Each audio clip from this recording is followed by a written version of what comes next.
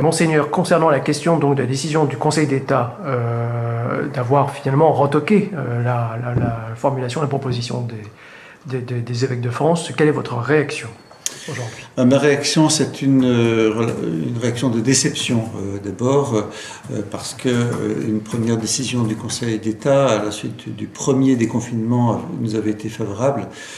Cette fois-ci, elle est défavorable à l'exercice des cultes. On est obligé de l'accepter. Hein. L'Église est légitimiste, si on peut dire, respecte le droit. Sinon, on n'aura pas fait non plus appel au Conseil d'État et au droit pour faire valoir nos revendications.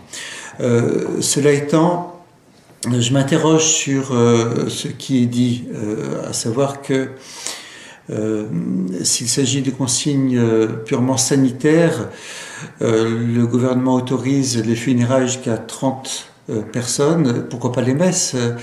Le gouvernement n'est pas théologien et n'a pas à faire de différence entre des funérailles et puis des célébrations eucharistiques.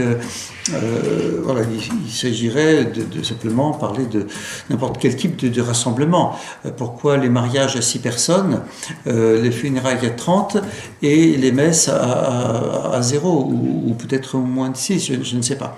Donc là, je trouve qu'il y a une incohérence. Et ce que demandent les évêques à la suite de la décision du Conseil d'État, hein, dans la réaction que nous avons exprimée, c'est d'être mieux entendus par le gouvernement sur les modalités du confinement concernant les cultes et le réel respect de la liberté des cultes, bien sûr en tenant compte des consignes sanitaires. Mais il y a des incohérences sur le plan simplement sanitaire concernant l'autorisation ou non des cultes.